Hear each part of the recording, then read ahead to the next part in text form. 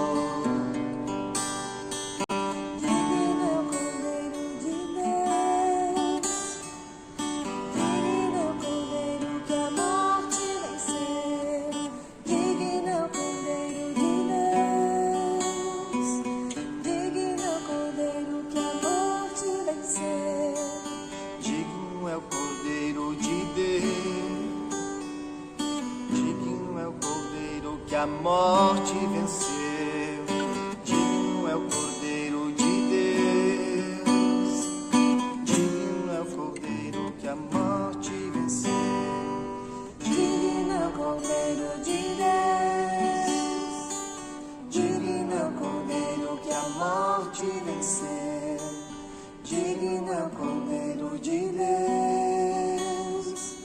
digno é o Cordeiro que a morte venceu.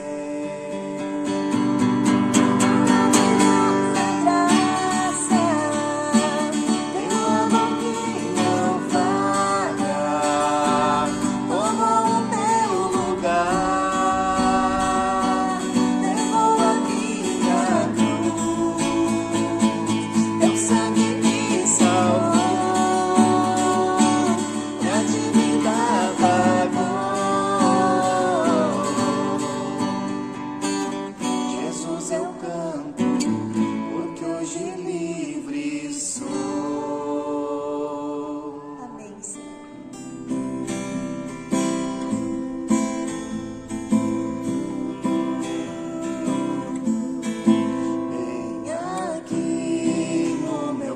coração.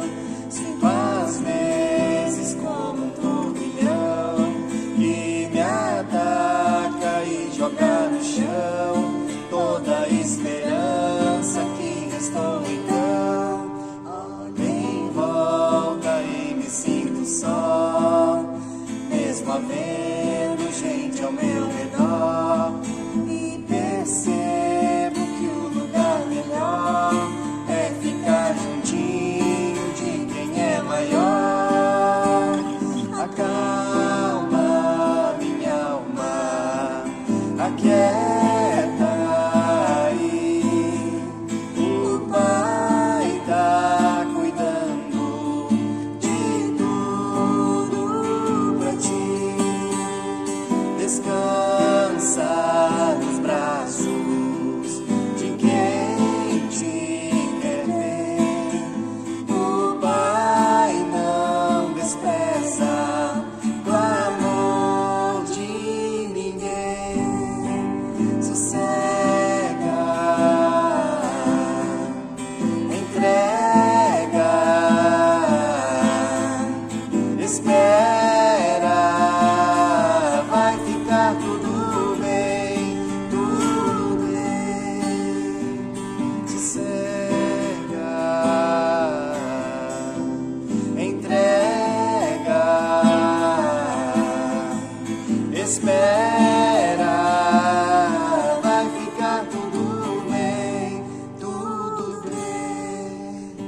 E aqui no meu coração já não sinto aquele turbilhão, e no chão só vou me prostrar, porque minha alma quer me adorar.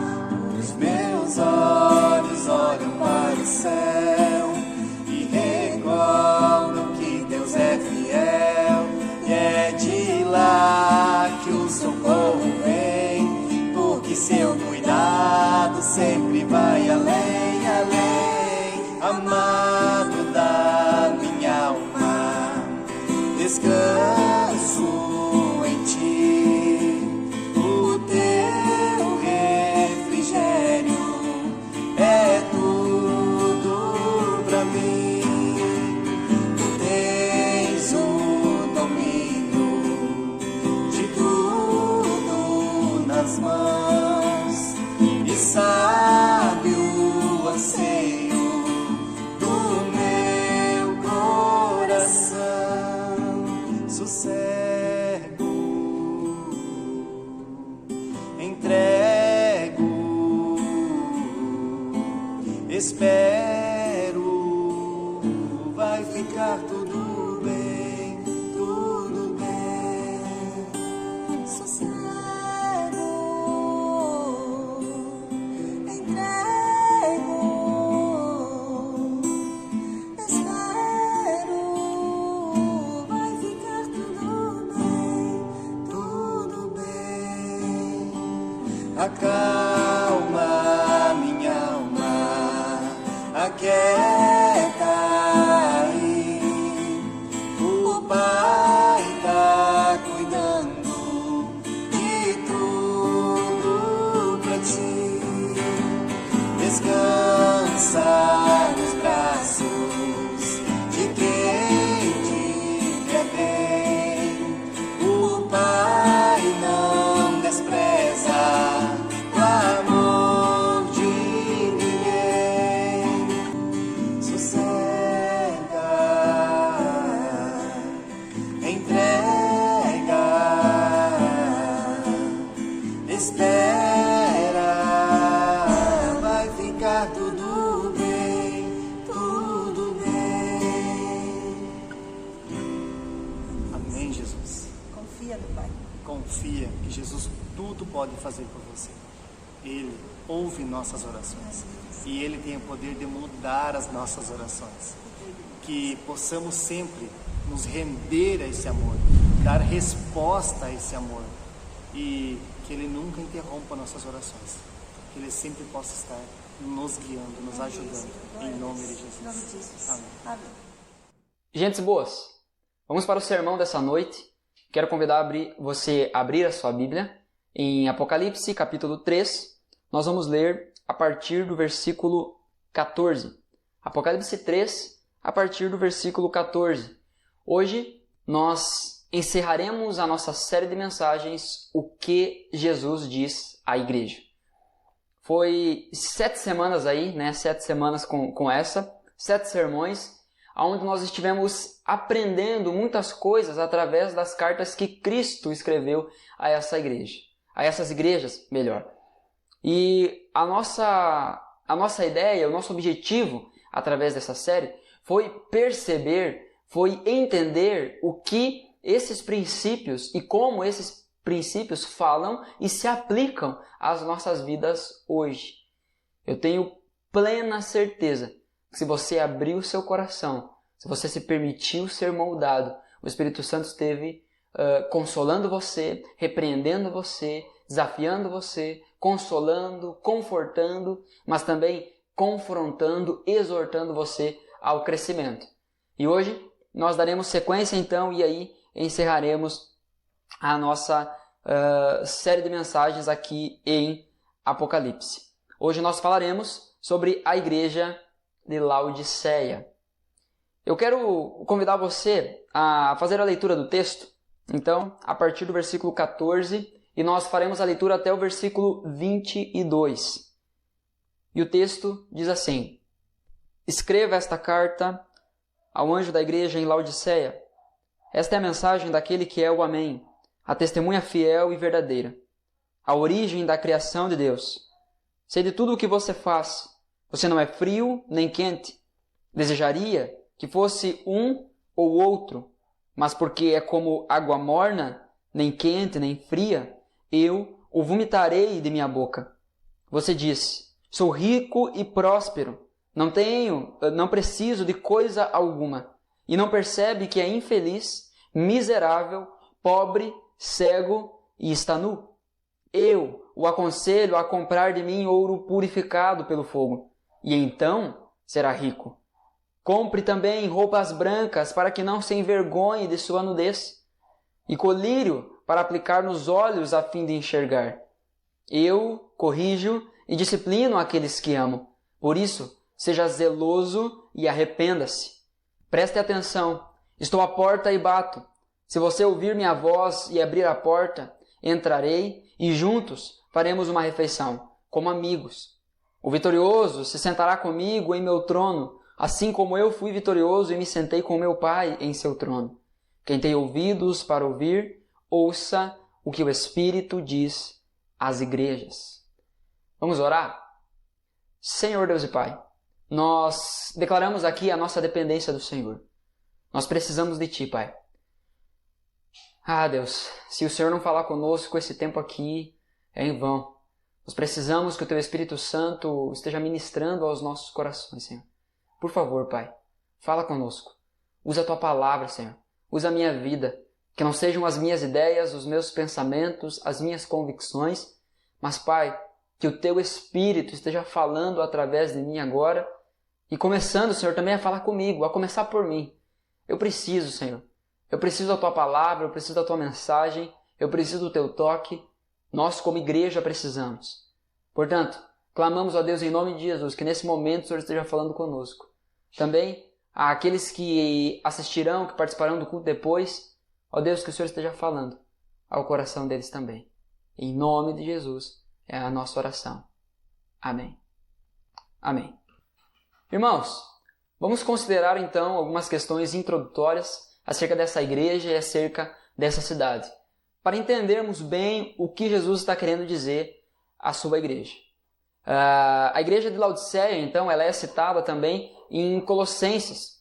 Quando Paulo escreve aos Colossenses, ele diz que a carta dos Colossenses deveria ser enviada também a Laodiceia, para que a igreja em Laodiceia também lesse a carta que Paulo escreveu aos Colossenses.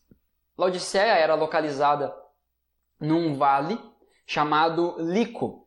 E a região, esse vale, tinha 3 cidades assim principais.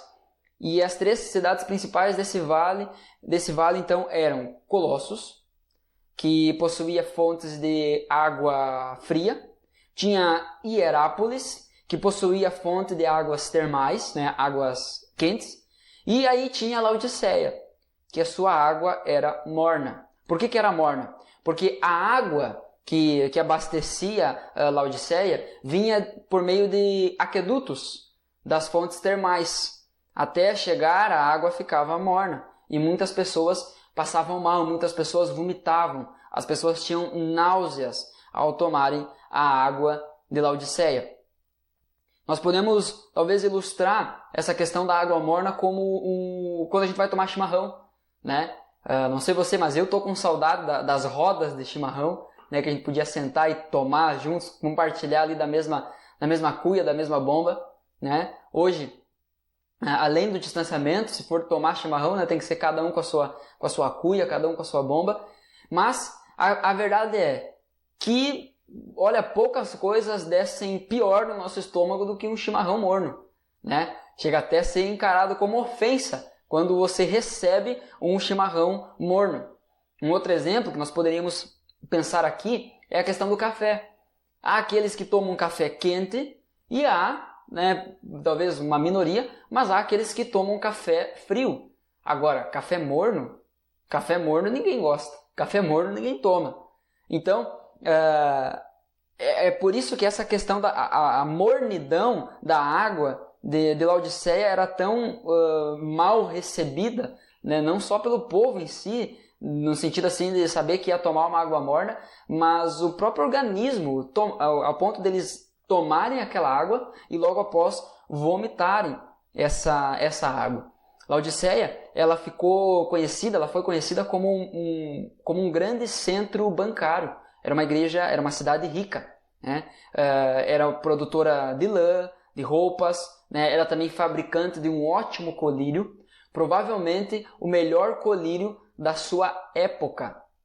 Então isso tudo era encontrado em Laodiceia. Era uma cidade rica, tanto é que logo após um terremoto que atingiu a cidade, a Laodiceia se reconstruiu de uma forma independente, sem pedir ajuda para o Estado, tamanho, né, os recursos guardados que essa cidade tinha.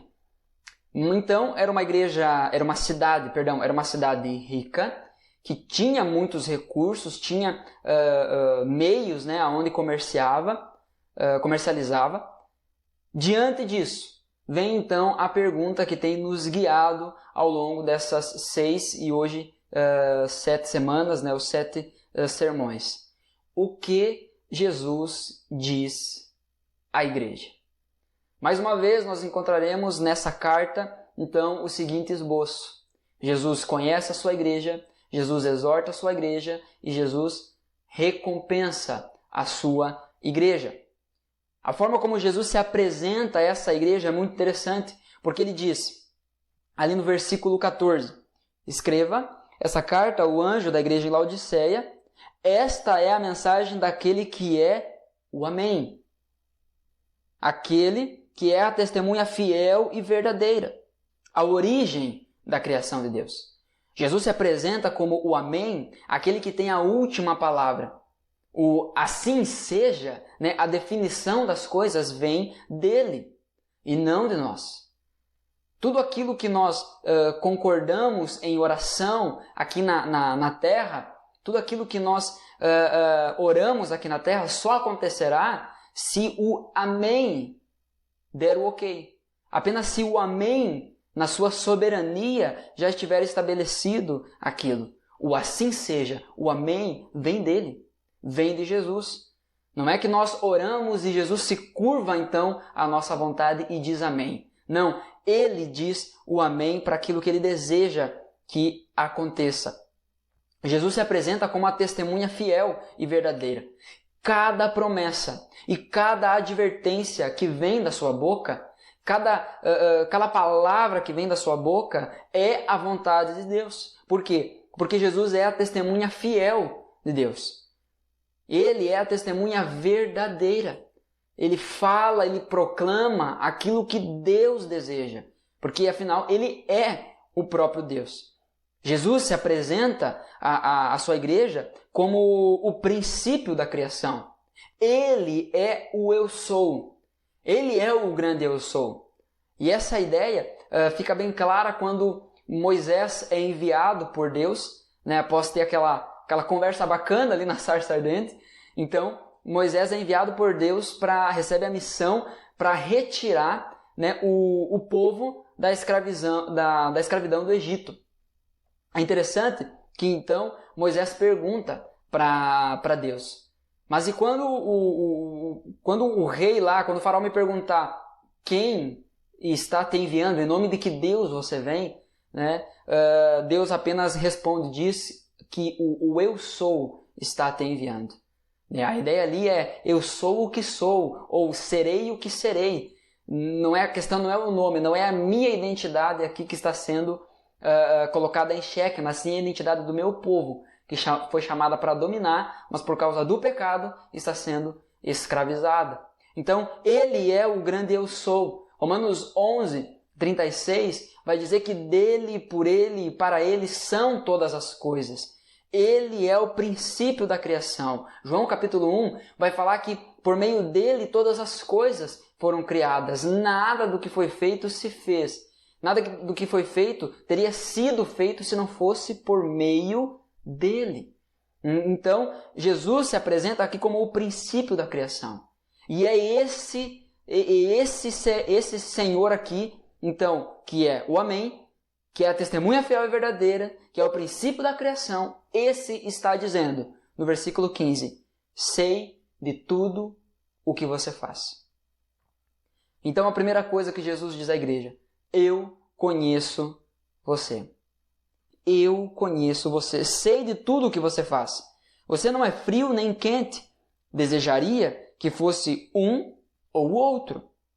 Mas, porque é como água morna, nem quente nem fria, eu o vomitarei de minha boca. Jesus não cita aqui a essa igreja, sobre essa igreja, nenhuma doutrina errada. E também nenhum pecado de imoralidade, também não condena por práticas idólatras, não era uma igreja que sofria perseguição pela sua cidade. Muito diferente das outras igrejas que nós vimos até aqui, que eram igrejas que enfrentavam problemas morais, que enfrentavam imoralidade sexual, que enfrentavam doutrinas erradas, heresias, perseguições. Não é o caso da igreja em Laodiceia. Jesus, então, não aponta nada disso.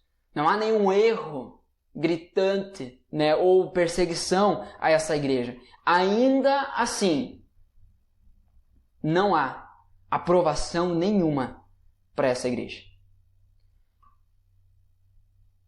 A questão é que estar funcionando, para uma igreja estar funcionando, né, não significa estar aprovado por Deus.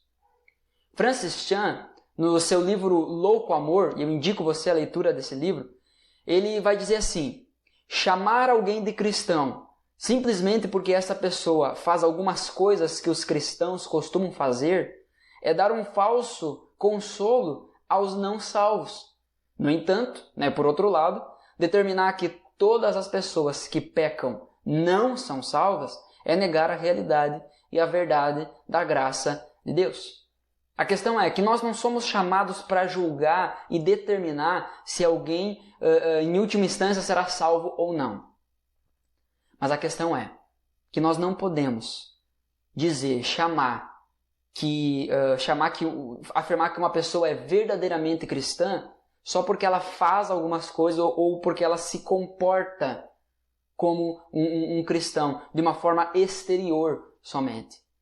Na verdade, fazendo isso, né, porque alguém se batizou, porque alguém coloca Deus nas suas frases, né, porque a pessoa tem um adesivo na sua porta nas mãos de Deus, né, ou no carro presentes de Deus, né, essa propriedade pertence a Deus, só porque uma pessoa faz isso, não quer dizer que ela de fato seja salva. Porque ela tem o nome no rol de membros de uma igreja, não quer dizer que de fato ela é cristã. E é o que Jesus está mostrando aqui. Nós tínhamos uma igreja aqui que fazia tudo, que funcionava super bem. Mas chamar pessoas que apenas se comportam né, exteriormente como cristãs, mas o seu coração não se rendeu a Jesus, na verdade é dar um falso consolo àqueles que não são salvos. Às vezes, nós tememos em falar sobre salvação, em falarmos sobre arrependimento, sobre confissão de pecados, sobre chamar as coisas pelo nome que elas têm, com medo de perder as pessoas. Mas, na verdade, mantê-las sob enganação é ainda mais cruel. É um falso consolo. As pessoas não se arrependerão se não ouvirem a verdade. As águas, então, aqui, vamos usar essa ilustração então que Jesus traz. As águas de Herápolis, elas ajudavam no tratamento de problemas de saúde, eram fontes de águas termais. As águas de Colossos, então, eram boas para matar a sede, era água fria, né? Era uma água gelada, refrescante. Já a água de Laodiceia não matava a sede do seu povo. Pelo contrário, deixava ainda com mais e ainda enjoada. A afirmação a afirmação que a igreja faz acerca de si mesmo, né, sobre si mesmo, não reflete a sua realidade. Olha só o que diz lá o versículo 17, o texto que nós lemos. Você diz: sou rico e próspero, não preciso de coisa alguma. E não percebe que é infeliz, miserável, pobre, cego e está nu. A igreja olhava para si e dizia assim: eu não preciso de nada. Quando, na verdade, não estava percebendo que essa não era a sua realidade. Era uma igreja que estava num auto-engano. Sabe, já é difícil você convencer alguém quando essa pessoa está sendo enganada por outra pessoa, né, por um terceiro. Agora, ainda mais difícil é você convencer alguém de que ela está auto-enganando-se. E era aqui o caso dessa igreja. Ela vivia um auto-engano, ela afirmava: sou rico e próspero, não preciso de coisa alguma. Mas o que Jesus diz a respeito dessa igreja é que ela não percebe que é infeliz, miserável, pobre, cega e está nua. Nós vemos então esse ensino de Jesus em Lucas capítulo 18. Do versículo 9 até o 14, Jesus conta uma parábola sobre a parábola do fariseu e do publicano. Abra comigo aí, Lucas capítulo 18, versículo 9 até o versículo 14, que vai dizer assim: em seguida, Jesus contou a seguinte parábola àqueles que confiavam em sua própria justiça e desprezavam os demais. 2 homens foram ao templo orar. Um deles era fariseu e o outro cobrador de impostos. O fariseu, em pé, fazia esta oração: eu te agradeço, Deus, porque não sou como as demais pessoas, desonestas, pecadoras e adúlteras. E com certeza não sou como aquele cobrador de impostos ali. Jejuo 2 vezes por semana e dou o dízimo de tudo o que ganho. Mas, versículo 13, o cobrador de impostos ficou à distância e não tinha coragem nem de levantar os olhos para o céu enquanto orava. Em vez disso, batia no peito e dizia: Deus, tem misericórdia de mim, pois sou pecador. Versículo 14, eu lhes digo que foi o cobrador de impostos e não o fariseu quem voltou para casa justificado diante de Deus. Pois aqueles que se exaltam serão humilhados, e aqueles que se humilham serão exaltados. Uma pessoa morna na sua vida espiritual, né, o que nós precisamos entender é que Jesus ele pega essa realidade, essa posição geográfica do povo, da cidade de Laodiceia, na qual a igreja estava inserida. Jesus pega essa posição geográfica e a condição da água dessa igreja e usa como ilustração para falar sobre uma verdade espiritual. Qual era a verdade? A igreja estava morna. A questão é que uma pessoa morna, ela não consegue compreender a seriedade da situação que ela se encontra. Porque, na verdade, ela acaba se comparando sempre às outras pessoas que estão ao seu redor, na procura de uma justificativa para o seu estado. Porém, ela só encontrará desculpas infantis para a sua mediocridade espiritual. Essa é a verdade. O morno, ele faz justamente isso que o fariseu estava falando aqui diante do cobrador de impostos, quando foi ao templo orar, dentro dessa parábola que Jesus conta. Ele pega e bate no seu peito e diz, obrigado, Senhor, porque eu não sou tão ruim quanto os pecadores, as prostitutas, eu não sou tão ruim quanto, enfim. E dentro dessa parábola, então, o fariseu ele coloca dentro da cabeça dele as pessoas que ele considera piores. E diz assim, obrigado, Senhor, porque eu não sou como essas pessoas. E também não sou como esse cobrador de impostos que está aqui, esse pecador. Gente, imagina o outro camarada ouvindo essa oração. Imagina ele vendo, ouvindo o outro cara orando e falando dele dessa forma. Quando, na verdade, o cobrador de impostos estava ali de joelhos, não ousava nem olhar para os céus, tamanho o seu temor e a consciência do seu estado pecaminoso, da sua depravação, do quão pequeno ele era, e batia no peito dizendo, eu sou pecador, Senhor, tem misericórdia de mim. A conclusão é que quem sai justificado, quem sai perdoado, quem sai mais próximo de Deus, é aquele que bateu no seu peito e reconheceu que precisava. Não aquele que chegou com o peito estufado, com o nariz em pé, se vangloriando das suas atividades espirituais. Dentro dessa parábola, quem é você? Você é aquele que se vangloria das suas atividades espirituais ou você é aquele que bate no peito e reconhece a sua pecaminosidade? A questão é que a pessoa morna, ela sempre vai acabar se comparando com os outros. Ela vai olhar para aqueles que são fervorosos, vamos continuar usando essa linguagem aqui, aqueles que são fervorosos, aqueles que vivem uma vida piedosa, ativa, pulsante, um relacionamento real com Jesus, e olha para aquelas pessoas e pensa assim, mas é que aquela pessoa é fora do normal, ela é fora do comum, ela é muito boa mesmo. Então eu não preciso me comparar a ela, cada um vive a sua vida com Deus.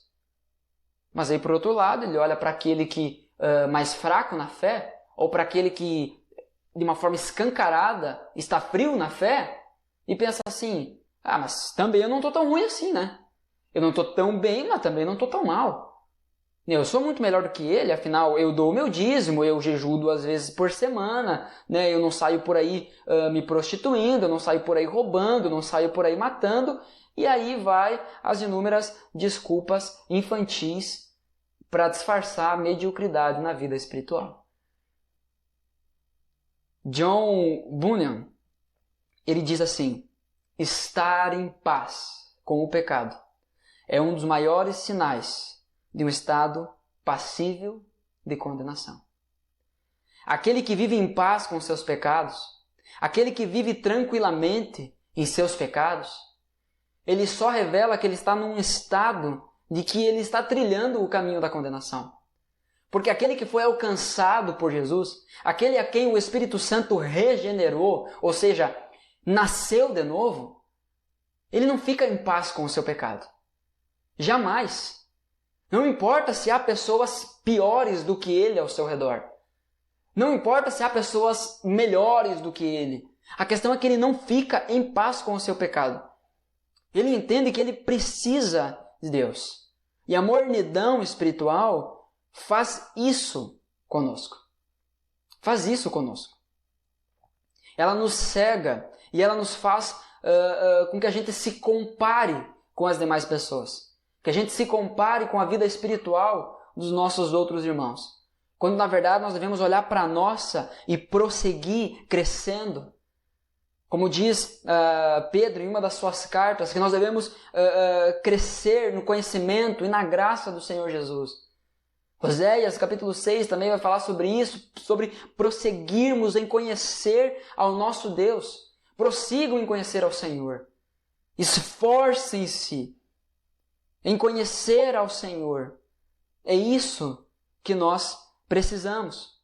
É isso que eu e você precisamos. A verdade é que dificilmente um morno vai reconhecer que está morno. Porque a mornidão espiritual tem em sua natureza a negação do seu estado. Não, eu não estou morno assim. Na verdade, o morno, ele sempre acha que ele está mais quente. O morno, ele acha que ele está mais para fervoroso do que para frio. Mas o que nós vemos aqui é que Jesus diz: desejaria que você fosse ou um ou outro. Por quê?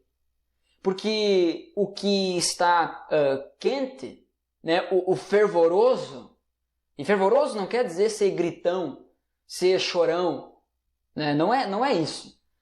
Mas o fervoroso em Deus, ele reconhece. Ele reconhece que tem desfrutado, ele compreende que tem desfrutado do amor de Jesus, do relacionamento com o seu Pai. Porém, ele sabe muito bem que aquele que julga estar de pé deve cuidar-se para que não caia.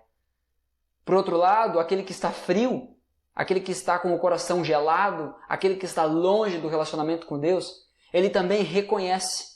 Ele não cai no erro de dizer, não, eu estou andando com Deus. Não, ele sabe que não está. É por isso que Jesus diz, olha, seria melhor se você fosse um ou o outro.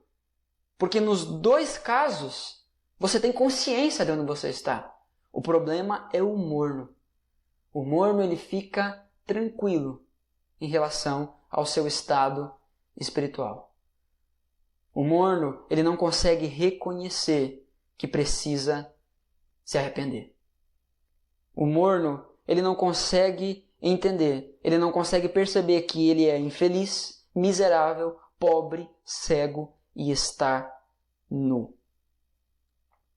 O que nós vemos, o que Jesus dizendo aqui, é que ele vai vomitar da sua boca a igreja morna. Você consegue entender a linguagem que Jesus está usando aqui? Ele pega a posição geográfica da cidade, ele pega a qualidade da água da cidade e usa isso como uma parábola para falar, para exortar a igreja a respeito da sua realidade espiritual, a respeito da sua condição espiritual. E o que Jesus diz a essa igreja é: eu estou a ponto de vomitá-lo da minha boca. Estou a ponto de vomitá-lo da minha boca. É isso que Jesus faz com uma igreja morna. Perceba comigo. Uma pergunta retórica aqui. Quem gosta de vomitar? Ninguém. Ninguém gosta de vomitar. Porque isso é uma sensação horrorosa, é uma sensação de desconforto. Ninguém pensa assim, ah, nossa, que vontade de vomitar. Porque é uma coisa ruim, é uma coisa nojenta. Ninguém gosta de assistir os outros vomitando. Mas é essa coisa nojenta, é essa coisa ruim que Jesus diz que vai fazer com a sua igreja. Que Jesus diz que vai fazer com aqueles que são mornos. Eu vou vomitá-lo da minha boca. Você estava em mim e eu vou vomitá-lo da minha boca. É isso que Jesus está dizendo a uma igreja morna.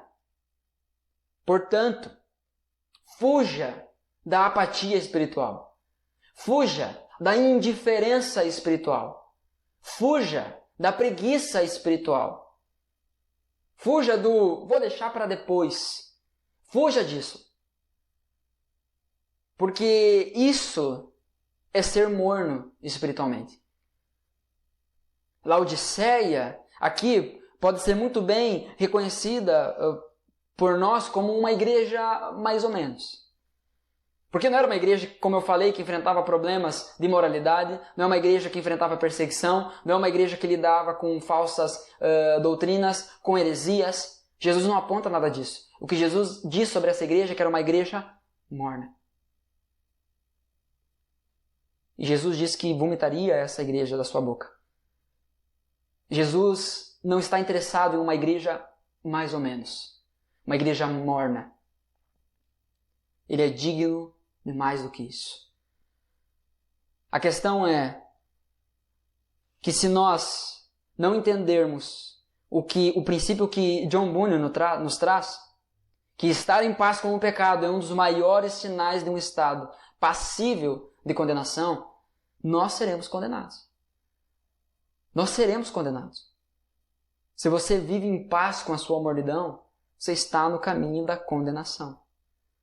Um exemplo interessante e bem visível a todos nós é você pegar e colocar uma panela e deixar ferver a água, e aí com o fogo ligado largar ali uma rã, jogar uma rã ali dentro. A rã vai cair dentro da água, ela vai sentir a temperatura da água e vai pular fora. Porque a água está fervendo, vai matar ela. Por outro lado, se você pegar e colocar a rã dentro da panela com água e depois ligar o fogo, a rã ela vai se acostumando com a temperatura da água. E depois que a água ferver, ela vai morrer cozida ali e nem vai perceber. Consegue pensar a burrice em ficar ali dentro da água quando ela está fervendo? Mas nós muitas vezes agimos como se a gente tivesse a sabedoria menor ou igual à de uma rã. A gente não percebe que a mornidão ela está nos abraçando e cada vez nos enilhando mais. Cada vez nos enredando mais. As distrações vão tomando conta da nossa vida. E a prova disso é que já não lemos mais como líamos ou como deveríamos ler. Já não oramos mais como orávamos ou deveríamos orar. Sabe, essa mensagem, a igreja de Laodiceia, ela entra muito em contraste, ou melhor, em conjunto com a igreja de Éfeso. Porque a grande exortação de Cristo à igreja de Éfeso é: você abandonou o seu primeiro amor. A exortação aqui de Jesus a essa igreja, então no versículo 18, Jesus diz assim: eu o aconselho a comprar de mim ouro purificado pelo fogo, e então será rico. Compre também roupas brancas para que não se envergonhe da sua nudez, e colírio para aplicar nos olhos, a fim de enxergar. Lembra que essa era uma igreja que não percebia, ainda que afirmasse que não precisava de coisa alguma. Essa era uma igreja que não percebia que seu estado real era infeliz, miserável, pobre, cega e nua. A exortação de Jesus é aqui: compre de mim. A verdadeira riqueza, ela é espiritual e vem exclusivamente de Deus. Mateus capítulo 6, versículo 19 e 20, vai falar sobre isso. Dentro do contexto do Sermão do Monte, quando Jesus está ensinando a respeito de riqueza. Mateus 6, 19 e 20 vai dizer: não ajuntem tesouros aqui na terra, onde as traças e a ferrugem destroem e onde ladrões podem roubar. Onde ladrões arrombam casas e os furtam. Ajuntem seus tesouros no céu, onde traças e ferrugem não destroem, e onde ladrões não arrombam e nem furtam. A verdadeira riqueza é espiritual e vem exclusivamente de Deus. Não vamos ficar correndo atrás dessas coisas, nem na nossa vida pessoal e nem na nossa vida como igreja. Não é esse o caminho, não é essa a exortação que Cristo traz para nós como igreja. As vestes brancas que Jesus fala aqui, compre também roupas brancas para que não se envergonhe da sua nudez.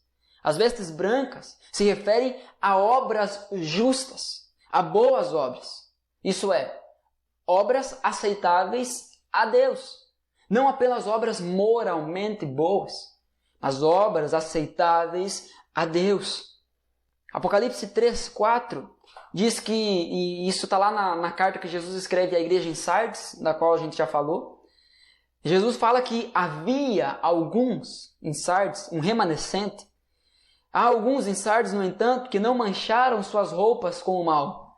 Eles andarão comigo vestidos de branco, pois são dignos. Apocalipse, capítulo 7, versículo 9, Apocalipse 7, versículo 9 até o versículo 14, diz assim: Depois disso, vi uma multidão grande demais para ser contada, de todas as nações, tribos, povos e línguas, em pé diante do trono e diante do Cordeiro. Usavam vestes brancas e seguravam ramos de palmeiras, e gritavam com grande estrondo: A salvação vem de nosso Deus, que está assentado no trono, e do Cordeiro. E todos os anjos estavam em pé ao redor do trono, dos anciãos e dos 4 seres vivos. Prostraram-se com o rosto em terra diante do trono e adoraram a Deus, cantando: Amém! Louvor e glória e sabedoria, gratidão e honra, força e poder pertence a nosso Deus para todo sempre. Amém! Então, um dos anciãos me perguntou: Quem são esses vestidos de branco? De onde vieram? Eu lhe respondi: Senhor, tu sabes. E ele disse: São aqueles que vieram da grande tribulação, lavaram e branquearam suas vestes no sangue do Cordeiro. Jesus então está dizendo: comprem de mim roupas, comprem de mim roupas brancas, para que não se envergonhem da sua nudez. A nudez aqui representa o pecado sendo exposto. Mas o que Jesus está dizendo é que a única forma de o pecado não ser exposto e cobrado, ser condenado, é que nós compremos então dele roupas brancas.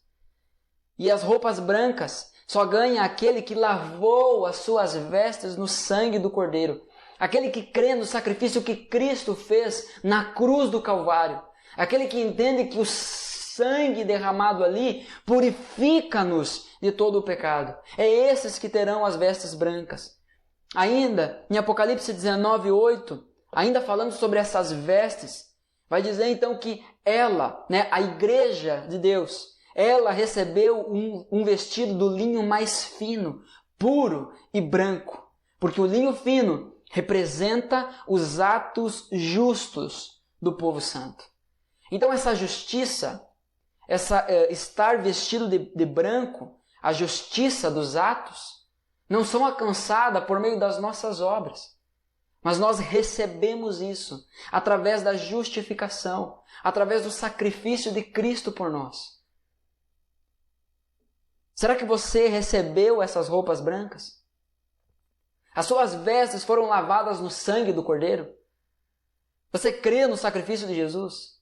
E aqui, mais uma vez, eu quero enfatizar, não é acredita no sacrifício de Jesus, mas se você crê no sacrifício dele.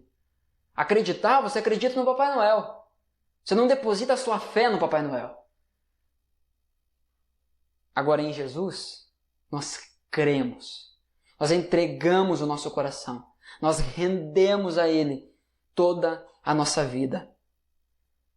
Era uma cidade, então, que estava pobre. Era uma igreja que estava pobre. Era uma igreja que estava nua. Era uma igreja que estava cega. Perceba que essa cidade, e consequentemente a igreja não sofria de pobreza, era uma igreja rica. Era uma igreja que vivia na cidade onde tinha uma fábrica que exportava para todo mundo, uma fábrica de lã, uma fábrica de roupas de lã. Era uma cidade que tinha o melhor colírio da sua época. Era muito avançada dentro da medicina. Mas ainda assim, para uma cidade rica e uma igreja rica, Jesus diz: você é pobre. Para uma cidade que se vangloriava do seu comércio de roupas, Jesus diz: você está nua. Para uma igreja que vivia na cidade onde o melhor colírio era feito e comercializado, Jesus diz à igreja: você está cega. E a cegueira espiritual aqui, obviamente, Jesus não estava dizendo que as pessoas estavam cegas, literalmente. Mas aqui ele se refere à cegueira espiritual. E a cegueira espiritual ela só pode ser curada por Jesus. Em Mateus 15, versículo 14, Jesus confronta os fariseus, os mestres da lei, chama eles de guias cegos. Chama eles, diz que eles eram guias cegos guiando outros cegos. A cegueira espiritual só pode ser curada por Jesus, caso contrário, o guia cego vai levar o outro cego a cair num buraco. No versículo 19, aqui de Apocalipse 3, versículo 19, Jesus diz: Eu corrijo e disciplino aqueles que amo. Por isso, seja zeloso e arrependa-se. A correção que vem da parte de Deus é uma demonstração de amor. Paulo, escrevendo aos Coríntios, vai falar acerca disso. Quando ele coloca duas tristezas, ele coloca uma ao lado da outra. Ele diz que a tristeza segundo o mundo é uma tristeza que causa remorso e que não nos leva a fim nenhum. Agora, a tristeza segundo Deus é a tristeza que nos leva ao arrependimento, que nos leva à vida. A correção que vem da parte de Deus é uma demonstração de amor. E nós vamos ver e vamos ler isso em Hebreus capítulo 12. Abra comigo sua Bíblia. Hebreus capítulo 12, a partir do versículo 5. Nós vamos ler até o 11. Hebreus capítulo 12, versículo 5. Diz assim: Acaso vocês se esqueceram das palavras de ânimo que Deus lhes dirigiu como filhos dele? Ele disse: Meu filho, não despreze a disciplina do Senhor. Não desanime quando ele o corrigir. Pois o Senhor disciplina quem ele ama e castiga todo aquele que aceita como filho. Enquanto suportam essa disciplina de Deus, lembrem-se de que ele os trata como filhos. Quem já ouviu falar de um filho que nunca foi disciplinado pelo pai? Olha só que loucura, um pai que não disciplina. Quem aqui já ouviu falar de um filho que nunca foi disciplinado pelo pai? Se Deus não os disciplina como faz com todos os seus filhos, significa que vocês não são filhos de verdade, mas ilegítimos. Uma vez que respeitávamos nossos pais terrenos que nos disciplinavam, não devemos nos submeter ainda mais à disciplina do Pai de nosso espírito e assim obter vida? Pois nossos pais nos disciplinaram por alguns anos como julgaram melhor, mas a disciplina de Deus é sempre para o nosso bem, a fim de que participemos de sua santidade. Nenhuma disciplina é agradável no momento em que é aplicada. Ao contrário, é dolorosa. Mais tarde, porém, produz uma colheita de vida justa e de paz para os que assim são corrigidos. A questão é: Deus disciplina os seus filhos. Deus exorta os seus filhos. Ele diz a nós hoje: você pensa que está rico, mas na verdade é pobre, miserável. Você pensa que tem roupa, na verdade você está nu e as suas vergonhas estão sendo expostas. O nosso pecado ele faz com que a gente entre num auto-engano e às vezes a gente acha que ninguém está percebendo, que estamos longe do Senhor. Mas isso não é verdade, estamos nus. Jesus exorta a igreja que se vangloriava de viver numa cidade que tinha o melhor colírio para enxergar muito bem. Jesus exorta essa igreja e diz: você está cega, compre colírio de mim para aplicar nos seus olhos a fim de enxergar. Será que eu e você estamos nessa situação? Mornos, isso é, nus, pobres e cegos. Jesus exorta a sua igreja para que a sua igreja se volte a Ele, se arrependa do seu pecado, se arrependa da sua soberba, se arrependa da sua presunção, da sua vanglória. O final do versículo 19 diz isso: por isso, seja zeloso e arrependa-se. Arrependa-se. Não há outro caminho. Você não deixará de ser morno espiritualmente se você não se arrepender disso. E para se arrepender, você precisa reconhecer que você está nessa situação. Você precisa reconhecer que não está sendo tudo aquilo que você acha que é. Ou talvez que as pessoas falam. A imagem que você apresenta. arrependa-se. Seja zeloso pela sua vida espiritual. Seja zeloso pelo seu caminhar com Cristo e arrependa-se. Jesus nos exorta e nos chama a essa vida justa e de paz que resulta da disciplina. Peça ao Senhor: Senhor, me corrige. Eu sou teu filho. Não deixa eu ficar acomodado nessa mornidão. Não deixa eu ficar acomodado no pecado. Não deixa eu ficar acomodado nessa caverna. Senhor, eu quero viver grandes coisas contigo. Senhor, eu quero experimentar mais do Senhor. Senhor, me livra da mornidão espiritual. E essa é a minha oração, irmãos, ao meu respeito, a respeito da minha esposa. E essa deve ser a sua oração também. Porque uma igreja morna, Jesus vomita da sua boca. Uma igreja morna não permanece dentro do seu Senhor, não permanece na comunhão do Senhor. Ela é colocada para fora, ela é expulsa.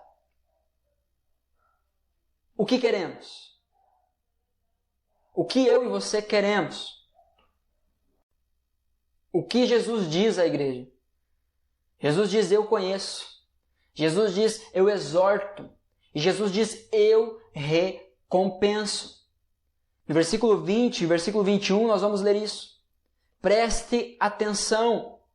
Estou à porta e bato. Se você ouvir a minha voz e abrir a porta, entrarei e juntos faremos uma refeição, como amigos. O vitorioso se sentará comigo em meu trono, assim como eu fui vitorioso e me sentei com meu Pai em seu trono. Pode ser feito aqui um contraste com a porta aberta para a igreja da Filadélfia. A igreja da cidade de Filadélfia. Enquanto a cidade de Filadélfia tinha uma porta aberta para si, que foi a igreja que nós conversamos no sermão passado, domingo passado, Jesus diz à igreja de Filadélfia que ele tem a chave de Davi, que ele abriu uma porta que ninguém pode fechar. O contraste é que a essa igreja aqui, a porta está fechada. Jesus está do lado de fora dessa igreja. Nós precisamos entender que a porta que Jesus está batendo aqui, que diz ali no versículo 20, estou à porta e bato. A porta que Jesus está batendo aqui não é o coração do incrédulo. Não é o coração das pessoas que estão fora da igreja. Mas é a própria igreja. Ele está falando com a sua igreja. No versículo 14 nós lemos isso e ao longo de todas as cartas nós vimos isso. Escreva esta carta para a igreja. Jesus está falando com a sua igreja. Estou à porta e bato. Olha que situação desastrosa. Jesus do lado de fora batendo para entrar na igreja. Enquanto para uma igreja ele diz: eu abri uma porta para que vocês entrem, para que vocês desfrutem. Aqui nós vemos a porta fechada com Jesus do lado de fora. Irmãos, quero mais uma vez aqui citar o Francis Chan. Ele tem um livro chamado O Deus Esquecido.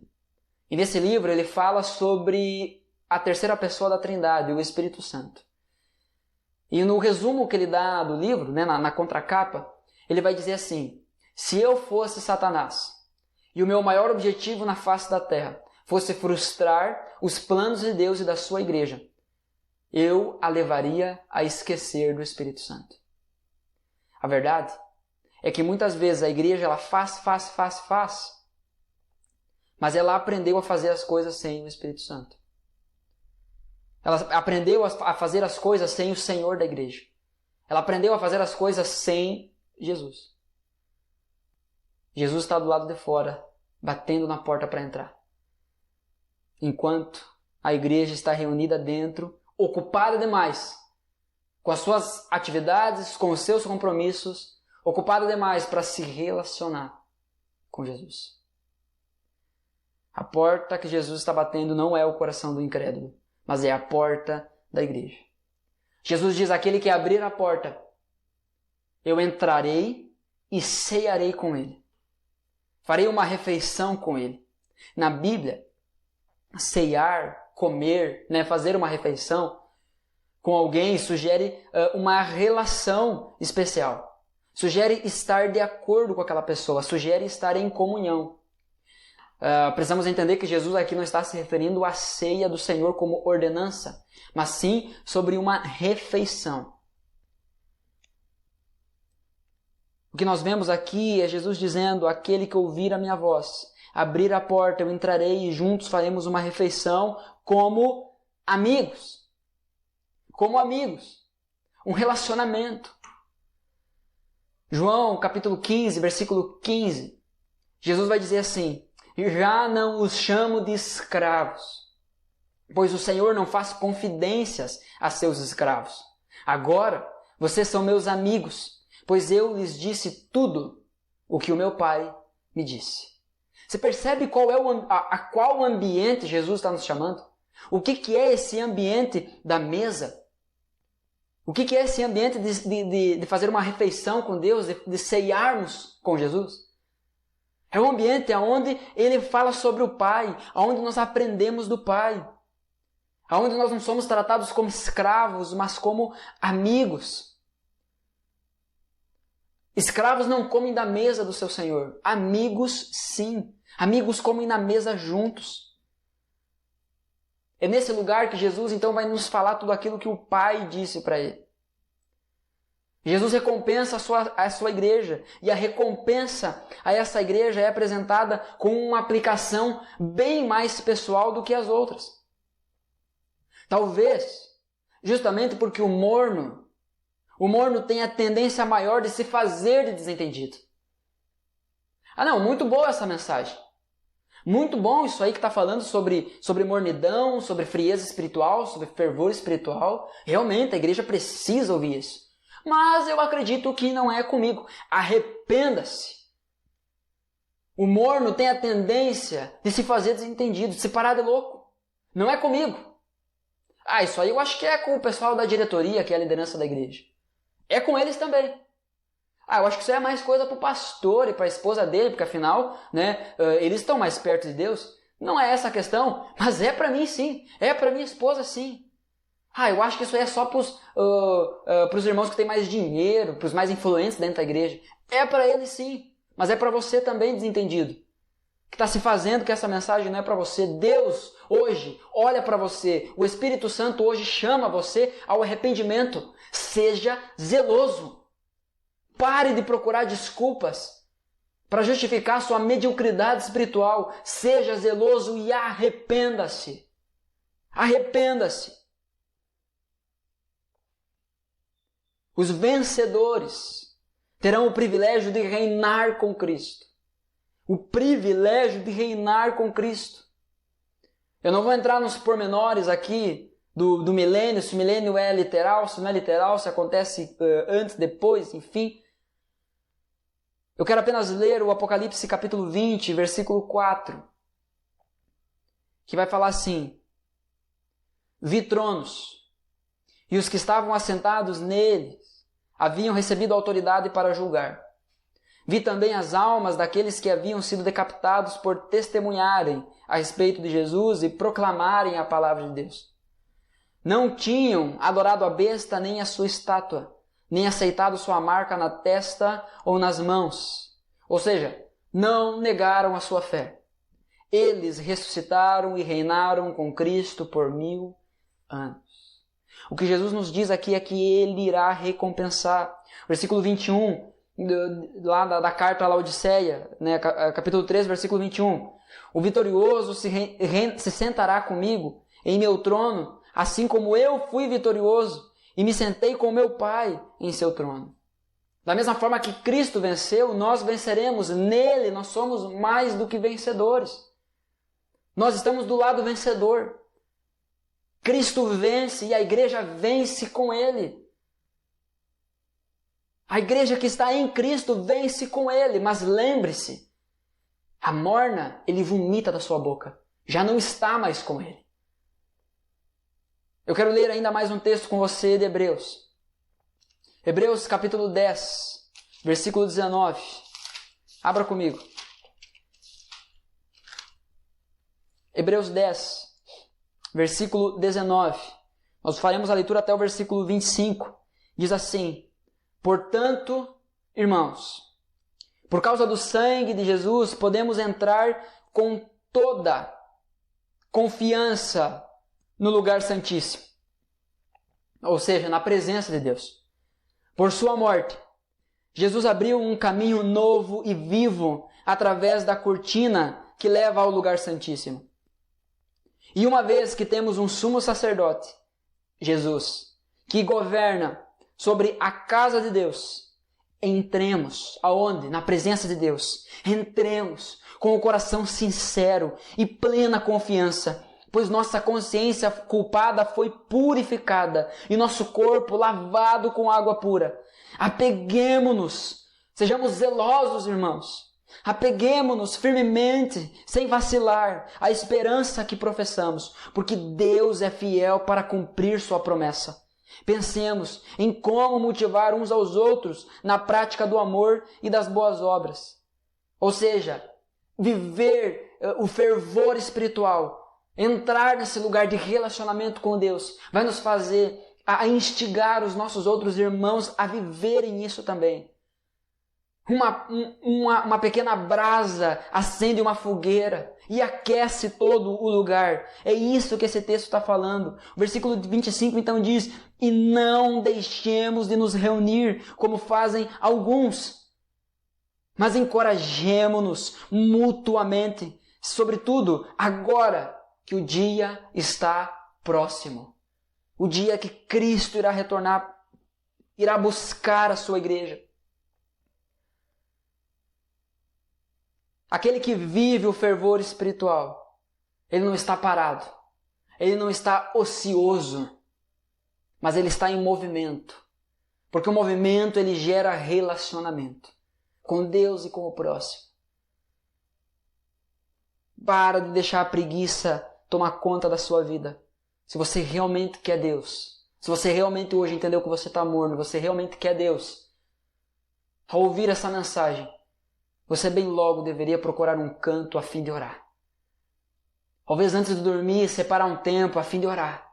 E dizer: Deus, eu não saio daqui enquanto o Senhor não falar comigo. Senhor, eu não saio daqui enquanto o Senhor não romper com essa mornidão, com essa apatia espiritual que tomou conta da minha vida. Seja zeloso e arrependa-se.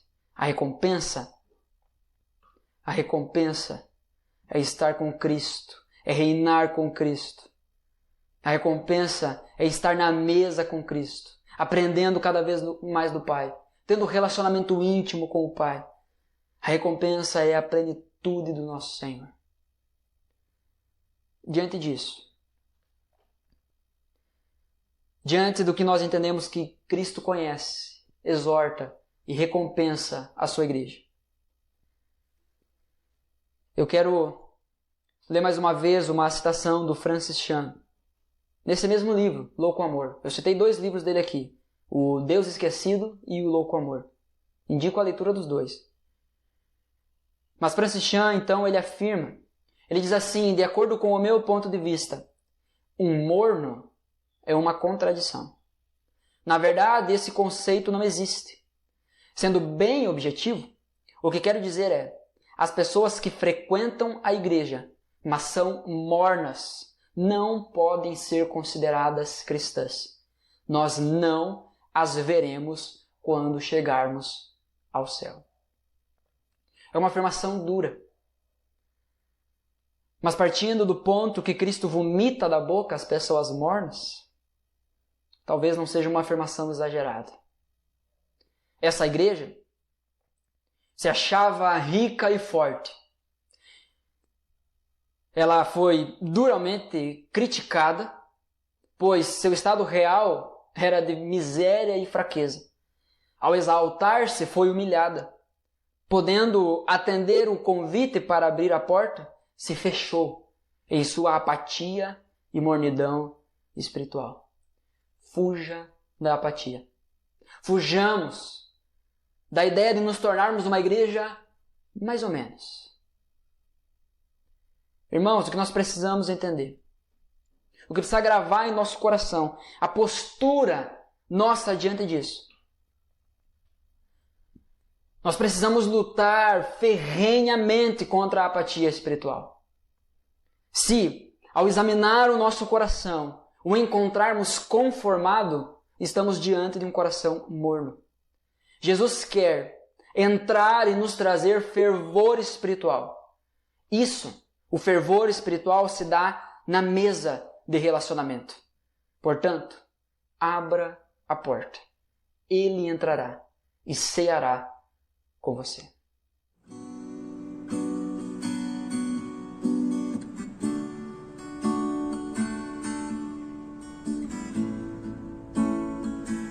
Louvemos a Ti, Jesus, de todo o nosso coração. A voz me chama sobre as águas, onde os meus pés podem falhar. E ali te encontro no mistério, em meio ao mar, confiarei.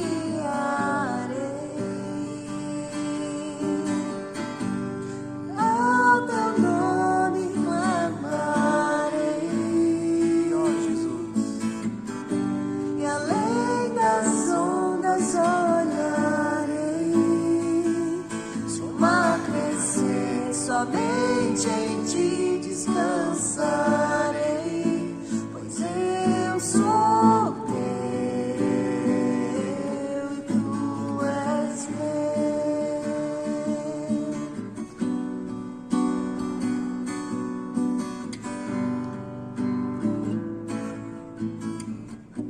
Tua graça cobre os meus temores, Tua forte mão me guiará. Se estou cercado pelos medos, Tu és fiel, nunca vais falhar. E ao teu nome clamarei, e além das ondas olharei. Se o mar crescer, somente em Ti descansarei, pois eu sou teu e Tu és meu.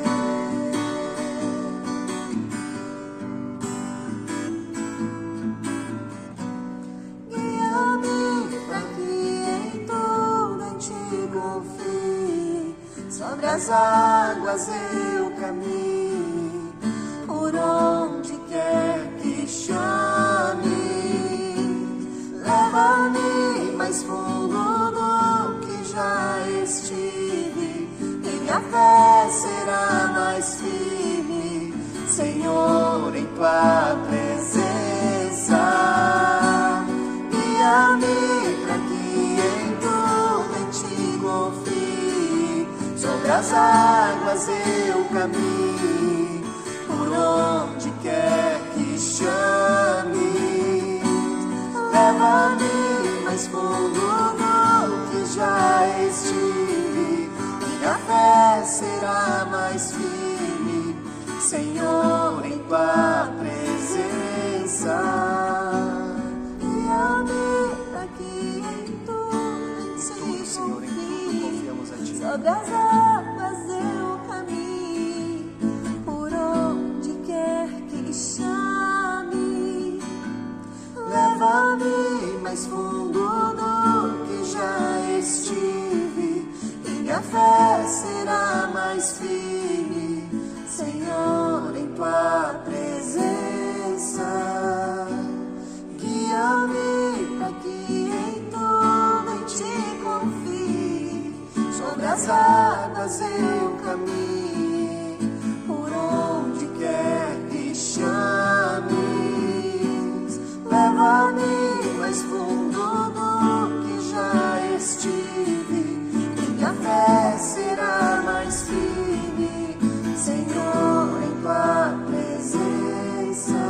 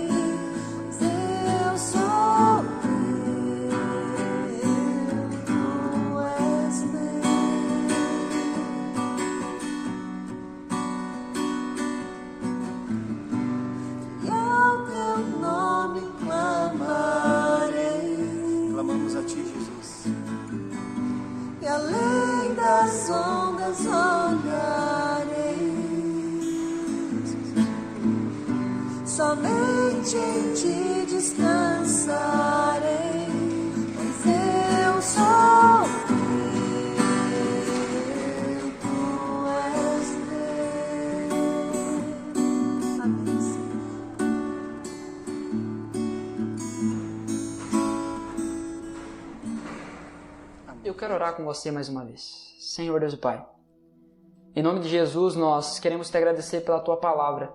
Queremos te agradecer pelas verdades que cantamos, pelas verdades que lemos, pelas verdades que ouvimos.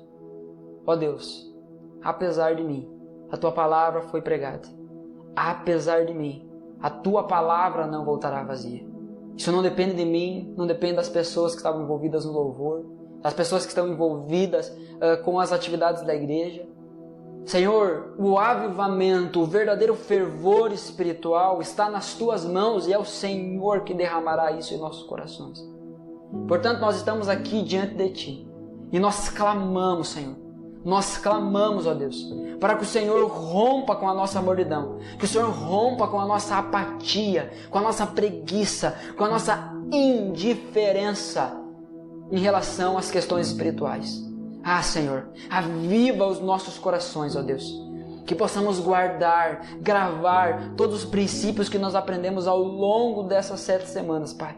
Grava tudo isso em nossos corações. Nos leva, Senhor, a um lugar mais profundo de relacionamento, de comunhão, de compromisso, de entrega, de rendição ao Senhor. Pai, eu peço em nome do Senhor Jesus, que nesse momento o Teu Espírito Santo esteja tocando o coração de cada irmão e cada irmã, ó Senhor, que estão aqui conosco. Também os demais que ouvirão depois. Toca esses corações, Senhor. Aviva esses corações, ó Deus. Que possamos fugir da apatia espiritual. Que possamos, Senhor, após ouvir tudo isso, sermos pessoas diferentes. Que a Tua Palavra, ela impacte os nossos corações. Ela impacte as nossas vidas, ó Deus. Faz algo novo em nós. Nós não queremos mais ser os mesmos.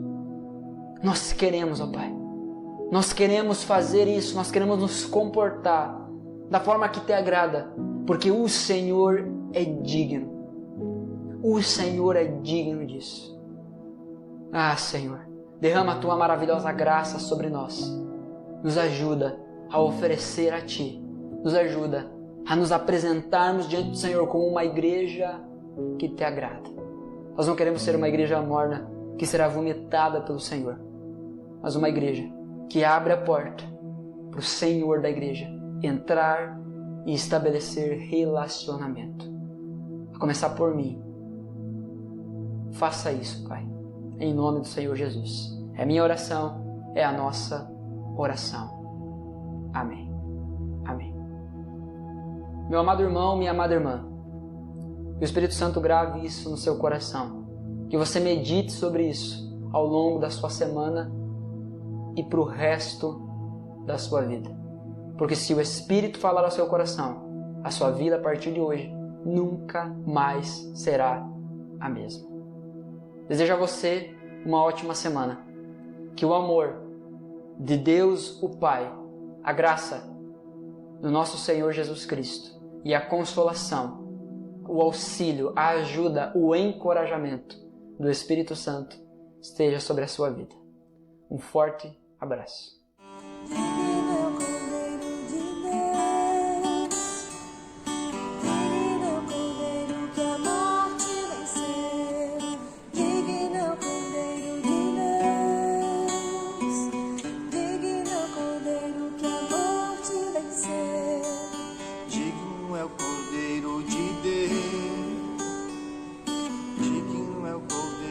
A morte venceu.